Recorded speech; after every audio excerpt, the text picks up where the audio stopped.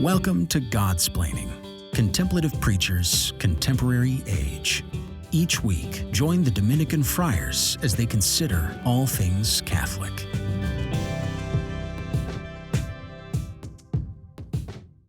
Well, hello, and welcome back to Godsplaining. I am Father Gregory Pine, and I am here with Father Bonaventure Chapman. Father Bonaventure, you are on the other side of the same building, but we are isolating ourselves from each other, not because of coronavirus, because for, I guess, technological reasons. It's hard to say, but how you doing? I'm doing great. Although, it'd be cool to be in like a studio with two boom mics or something. We could be next at earlier stages of Godsplaining. I think we used to do that before we kind of got excited about having real production and good pictures. We used to like sit in a room, gather around together on an upside down trash can, and record things. And there was something beautiful about that, which I like, and I miss that. Although, progress is hard to go back on. It's like measles, vaccines. It's hard to want those to go away. Yeah, it's like going from a smartphone to a dumb phone and then trying to navigate your way to a destination without an atlas. We did just put things on upside-down trash cans. That was nice. It was basically like us shouting into a cardioid mic and then people sending us emails saying like, hey, great content. Unfortunately, I can only ever hear like 3 out of 5 words per sentence.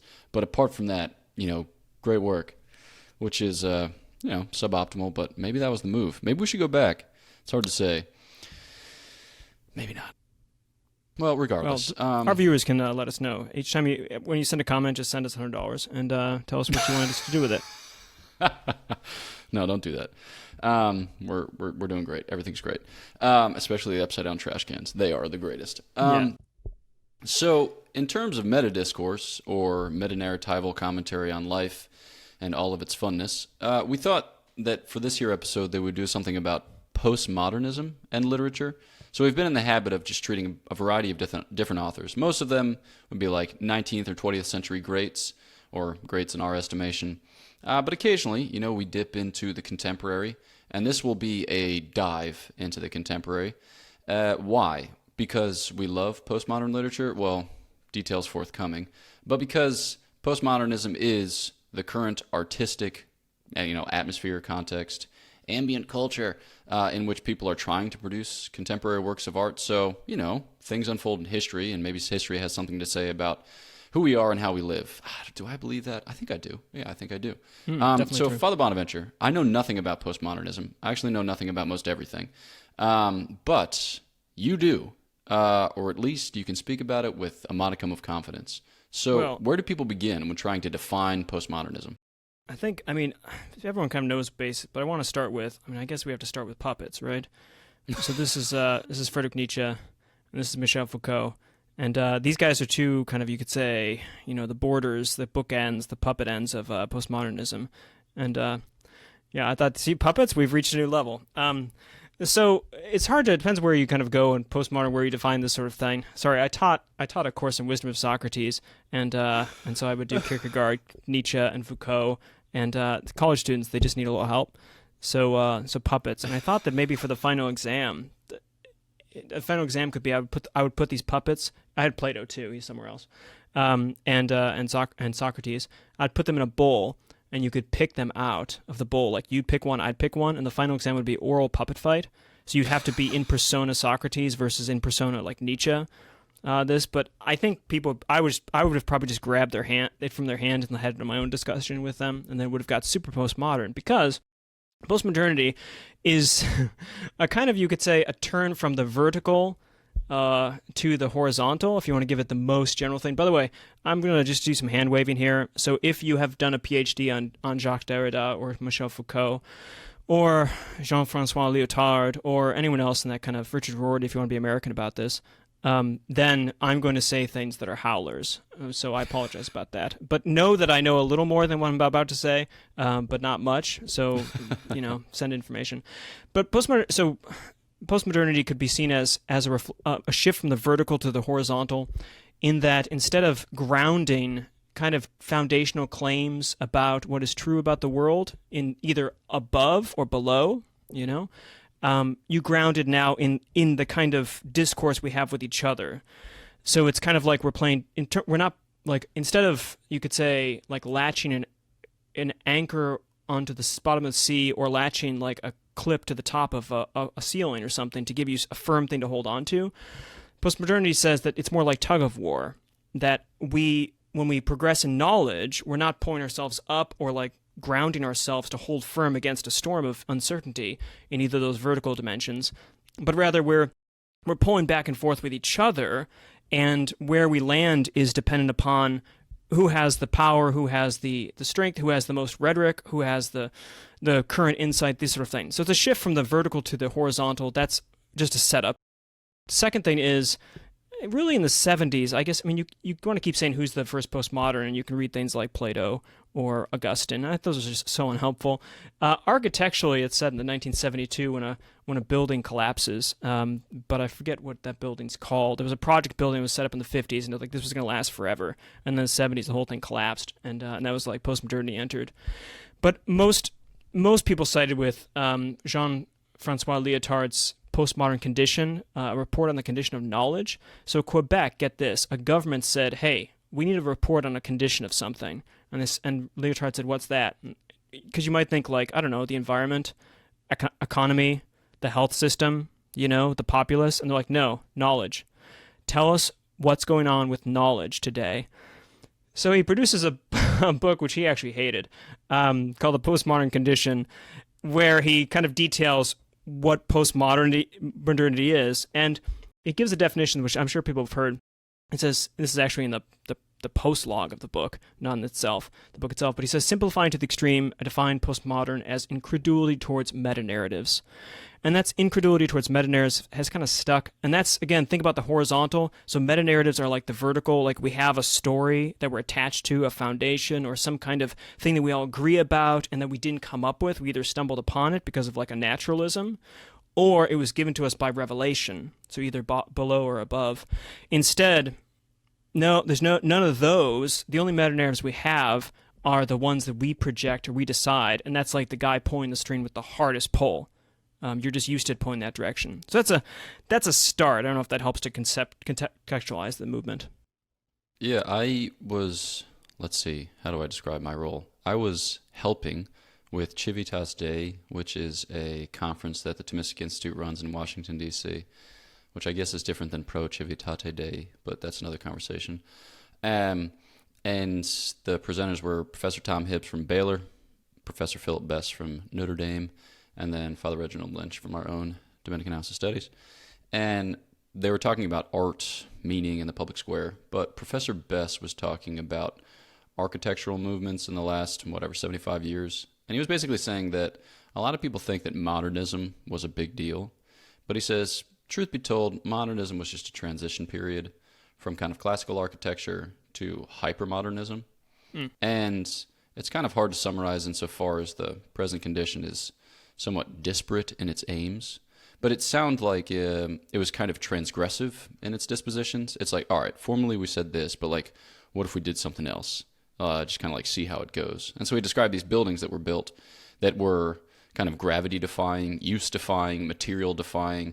They just kind of went against the typical dictates of classical building. And, you have these crazy-looking things that require millions of dollars worth of repairs within a couple years, but people don't care too terribly much. They're like, rats, repairs, but it's like the thing is about transgression, and insofar as repairs are just part of transgression, they're like, hey, that works too, my friends. So it's fascinating because there's no like core, as you said, there's no moorings in the vertical order. It's just push and pull, which is fascinating. Yeah, super fascinating. And transgression is a good term because they might even say, well, yeah, because the boundaries don't actually exist really. You don't transgress against anything. So, for instance, like in music, Schoenbrunn, kind of whole tone things. So he's writing in Austria in the late 20th century, mid to late 20th century, and he's doing what's called atonal kind of music. And what he's really doing, though, is he's saying, those chords we have, like da, da, da, da. He's saying there's no reason we have to fill that out. Like, that's just, for a long time, people have been, so switched, instead of like, that's how music works, some Platonistic chord progression of fifths and thirds. It's like, no, but that's just been, people have been pulling the wrong one direction on that thing for so long that we felt like, of course, the rope always goes that way, but it's just pulling. So he's not gonna finish those out. He's gonna just say, no, I'm gonna make music that sounds jarring to you, but that's only because you've been pulled in the other direction for a while. But there's no mooring for that, so that it becomes a kind of a hyper-rationalism in the sense that your reason is not tethered to anything else. It's just basically what you can do with it. So people think the postmodernity is irrational, but it's really a hyper-rationalism in that way. It's an extension of rationalism qua rationalism, as opposed to rationalism qua grounded sufficient reason or something based on axioms. It just doesn't accept those because it doesn't have the moorings, which produces some interesting things. So when you think about it in terms of unmoored reason, I've also heard it described as a kind of, not like despair, but a wholesale jettisoning of like natural law, as it were. Not in the sense that people are like, let's sin always and everywhere, because it's not really a moral evaluation so much as it is an aesthetic evaluation. When you think about the natural law, St. Thomas describes it as a series. Well, he describes it as a hierarchically articulated order of inclinations. Basically, because you are what you are, there's a kind of law impressed in your nature, in your members. So you're inclined towards the good. So like whenever you choose something, you're like, this seems right. You're inclined towards the preservation of your existence. So when you look at, I don't know, a 650-foot cliff, in county, wherever that is, Clare, you're like, probably should stay on this side of it. And you're inclined to the procreation and education of children, which is to say, family life, that's kind of coded genetically, or it's coded at the level of inclination and blah, blah, blah. But like St. Thomas talks about, at the height of our powers, we're inclined to know the truth about God and to live in communion with other human beings. But what you find in postmodernism is a calling into question of all of those. And even at the most basic level, like that we are ordered towards the good. It's like, are we? Or is that something that we've just kind of swallowed from more naive or kind of unnuanced generations previous to our own? Like, perhaps we should call that into question too. And at a certain level, you're like, whoa, I feel like vertigo coming. And I don't actually know where I'm supposed to stand. Yeah, and a lot of it, part of it's contextually American-wise because it started to become really important during the Vietnam years, where the government before, in World War I, World War II, had said, hey, we're going to go fight a war because it matters. And people said, sure, I'll just sign up and die. But then in Vietnam, all of a sudden, people started for the first time saying, well, other than Charles Lindbergh, I don't know if this is a good idea. Like, the government says, Nixon says, I'll do this, and he says I'm not a crook. And then it turns out, wait a minute, like, we can't trust them. So it comes with a political kind of cultural thing as well, that authority, that unmooring is happening, and legitimately so. We don't have to debate the rightness or wrongness of Vietnam War there. But if you want to see that human nature thing, the Thomas thing collapse, you can go to YouTube and watch a debate between Noam Chomsky, not known as a defender of Thomistic natural law, and Michel Foucault. And it is a great debate on human nature, because Chomsky is kind of batting around, and Foucault just pushes on him and says, I don't believe there's a human nature, there's just power structures, and so there's a bourgeois nature and a proletariat nature, and if we didn't have these power structures, we wouldn't even talk about justice. And Chomsky is put against the wall such that he has to say something like, well, I really do think there's a human nature, but don't push me too hard because I don't know how to draw it out, but I really don't agree with this thing. And Foucault just pushes him on it and gets him to commit to some kind of human nature thing, because Foucault isn't interested in that, because human nature is a construct that's set up through power relations because of history and genealogy and such. And he just thinks, you're hyper-rationalist, Noam Chomsky. You should realize that I'm the position you need to be in. Yeah. And it's a great debate to see the two axes, Yeah, and that's super helpful too when you think about how stuff gets done in the 21st century. Like, based on your description there's no real interest in coming to a common understanding of what is, because there is no what is in Foucault's evaluation. So then, by what means do you kind of win? And for Foucault, it's like unmasking, showing that what you thought was real is in fact not real, or it's masquerading as real, or like protest. Or we think about our own setting, like advocacy now is a big way of getting done what you want to get done. But advocacy will sometimes lay claim to, we're doing this because it's right, or we're doing this because it's just. But at root, a lot of advocacy is just like, I want you to do this because I want to do this. And whether or not I've actually thought about that long, hard, or well, doesn't matter too much, because it's just pushing and pulling. When you get right down to it, if you scratch it on the surface, it's just pushing and pulling. Woo! All right. We're about halfway through. So how about we take a quick break, and then when we come back, we'll do some application in literature, because that is half of the title. So we should devote half of the episode to it. Be right back.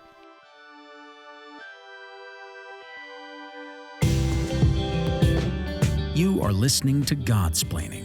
Visit us at godsplaining.org to listen to our episodes, shop our store, and donate to our podcast. All gifts go to improving the podcast and bringing the gospel to more listeners. Thanks for your support.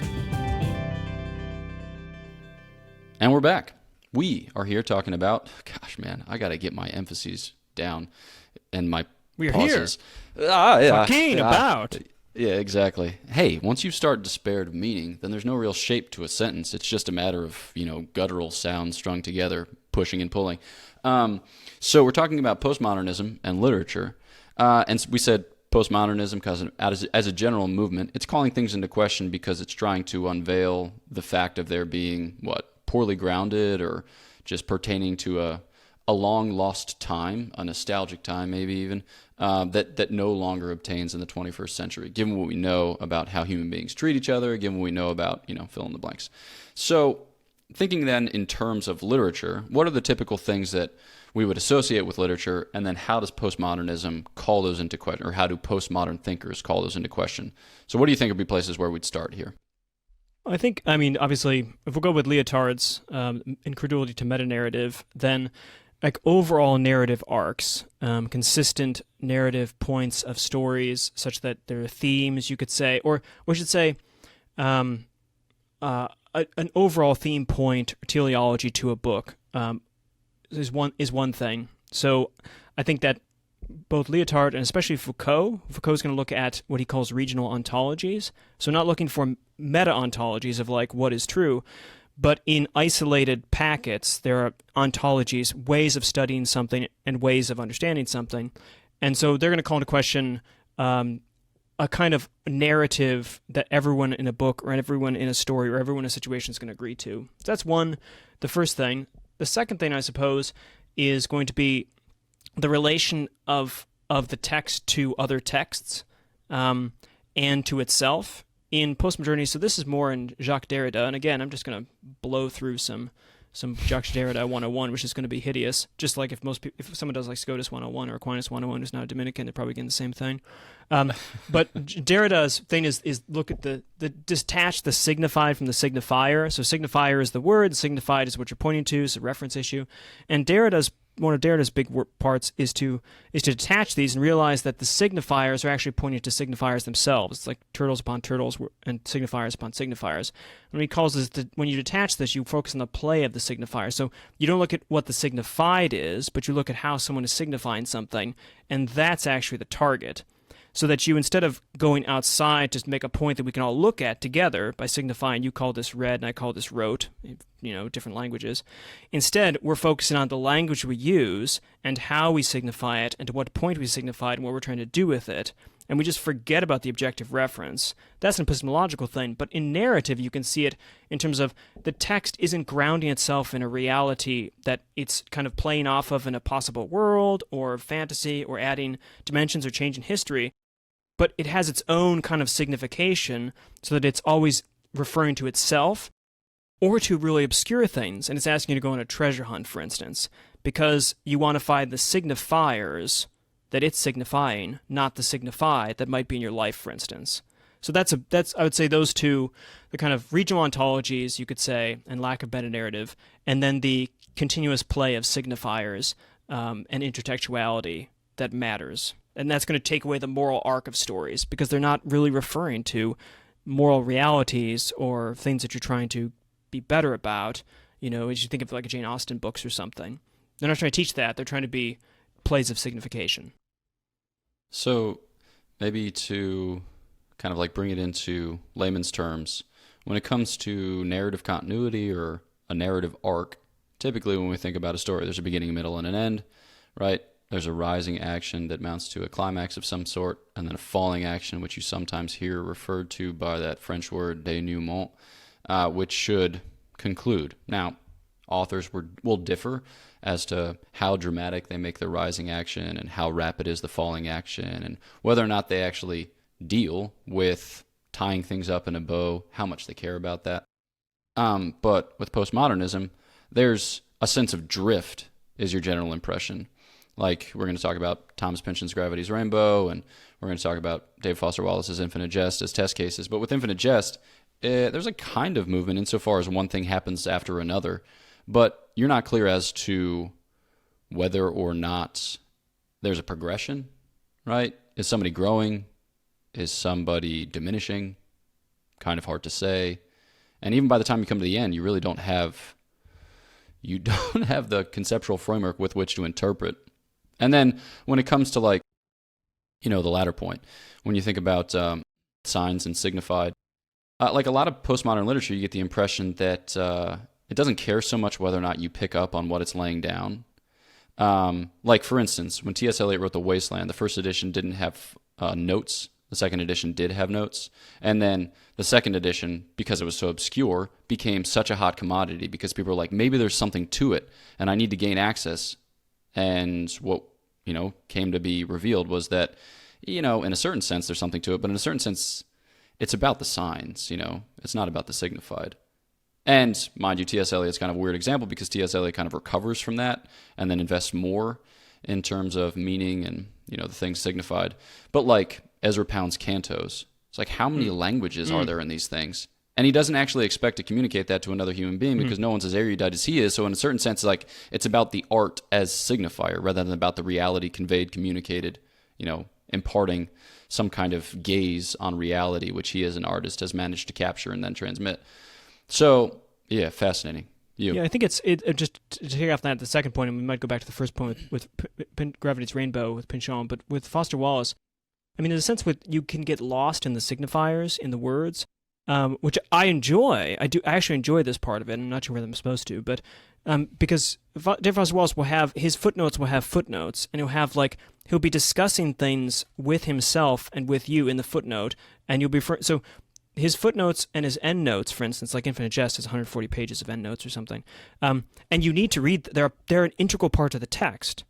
So it's like a subversive move that the endnotes and footnotes are actually crucial to the text.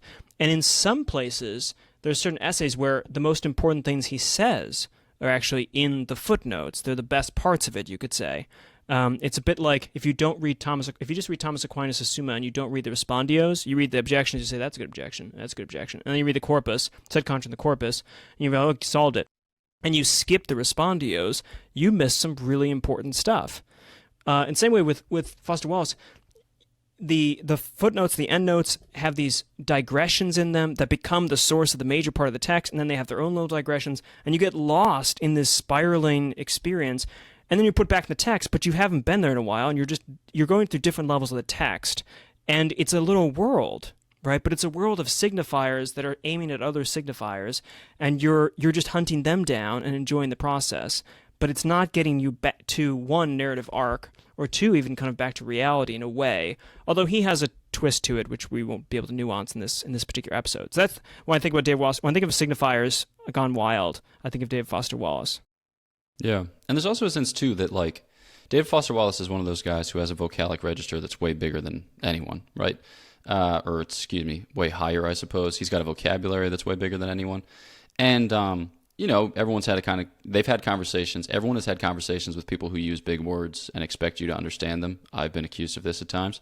And there's a kind of, upwelling of frustration because it's like, you don't actually care about communicating, right? You're just saying things. And David Foster Wallace wouldn't so much say like, yes, but there's such a delight to the sonic quality of the word, or to calling a thing by its proper name with all of its rich ambivalence or polyvalence, yada yada. He's like, in a certain sense, it's like kind of cool. And once you so got we love to that David point, Foster Wallace. So just be clear about that. Okay, so this is postmodern crash. We should probably do like a second episode on like what's good about postmodernism and like not everything, but a lot. But we'll just skip that for now. No, yeah, but like I'm on board. It is kind of cool in a certain sense. Like, I mean, when reading his things, I'm rarely tempted to look up a word because if you've gone by me on a word, it's like you deserve it. You deserve my incomprehension. But with Foster Wallace, it's like, dude, the word smithery is to such a bewildering extent that I'm bringing my dictionary because I owe that to you. So it's fascinating. Like it achieves in a certain sense what it seeks to do, but what it seeks to do is just different. It just operates on a different level. Yeah. Pinchon. So we read. So the two of us. I'll let Father Gregory speak most about this one. But so we decided we read books together. And we decided to read Gravity's Rainbow because we wanted to read a good book. And so we read Thomas Pinchon's Gravity's Rainbow. And that's a book and a half, ladies and gentlemen. That is a book and a half. Let's just say that the main character is wearing a rocket suit with a cape for a good amount of that book, and other costumes, and it's entirely unclear why. And let's just say that there's also like trained octopuses. Is that right? There's also that get like special crabs or something. So anyway, that book is an explosion of like you can't find a narrative in that. There's no real narrative, even though you know ahead of time it's supposed to have a narrative arc, and you kind of think you know what the narrative arc is. Nah, that's regional ontologies gone mad. Yeah, so I think the thing about that, which we found distressing, is that it's transgressive in a more violent way. So to be clear at the outset, not a book that I would recommend. And it's not even the kind of thing where it's like, I'm glad I read it, but I don't know if it's worth it for other people. I'm basically sure that it's not worth it for anyone. At a certain point, I just downloaded the audiobook. Come on this thing and hate us. Yeah, exactly. Well, so be it. Kiasi But he gives you some semblance of narrative arc insofar as he's looking for this particular type of rocket, right? Because he's become obsessed with it. But he makes you the Schwarzgerät. He makes you pass through a bunch of narrative settings in the sense that, like, at first you think that it's going to terminate within the context of the war, and then you think that it's going to terminate shortly thereafter, and then you come to realize that, like, none of these settings matter, none of these characters matter, none of these perceived conflicts matter, and it's a pilgrimage towards a thing, in a certain sense. There is a kind of holy site at which one arrives. But that doesn't matter either. None of it matters. None of it matters. So it's like post-formal, post-structural, post-narratival, post-everything. And in a certain sense, you come to the end, you realize that the author has just been messing with you.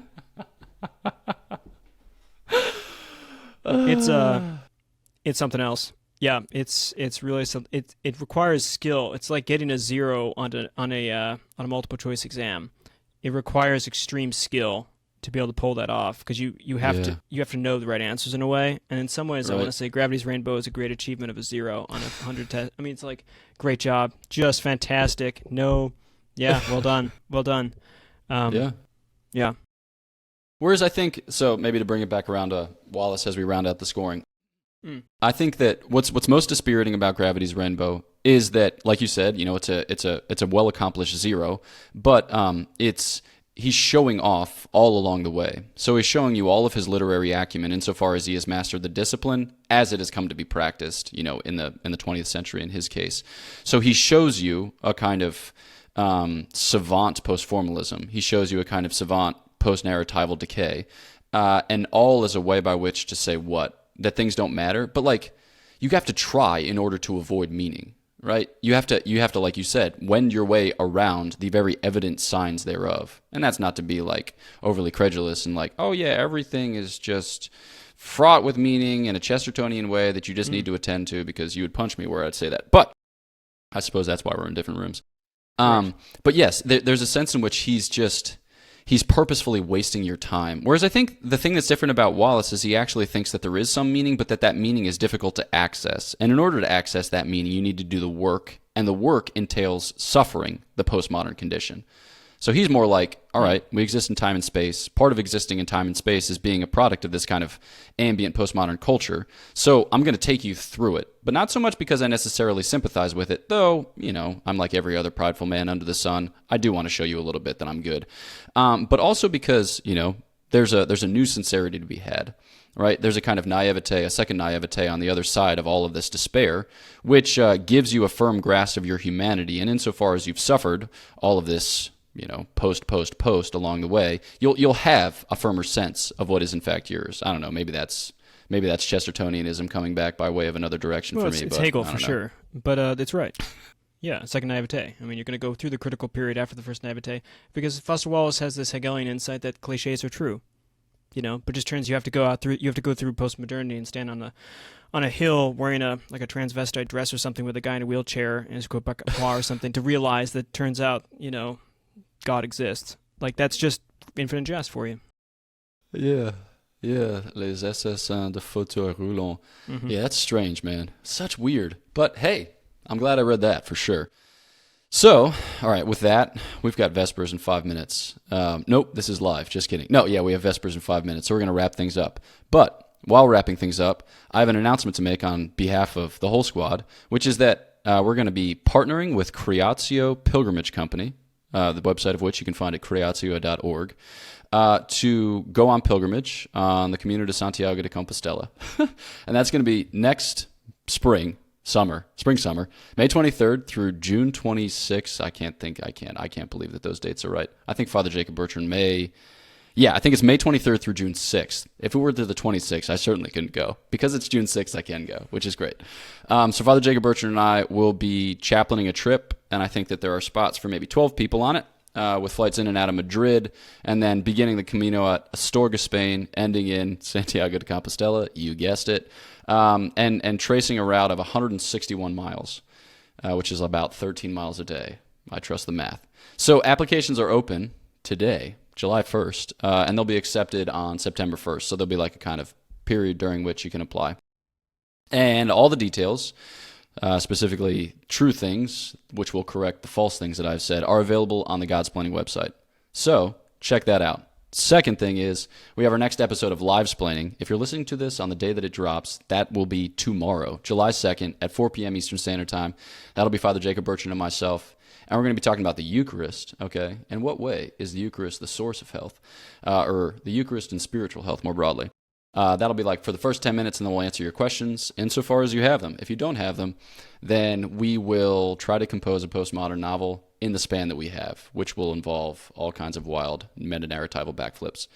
Other than that, oh my gosh, the puppets are back. For those of you who are watching on YouTube, you my friends, have really just, you got a treat on your hands. So thanks so much for listening, for liking, for sharing the podcast, and leaving reviews. Thanks so much for those who support us through Patreon. We're very grateful, and that goes towards making this thing good.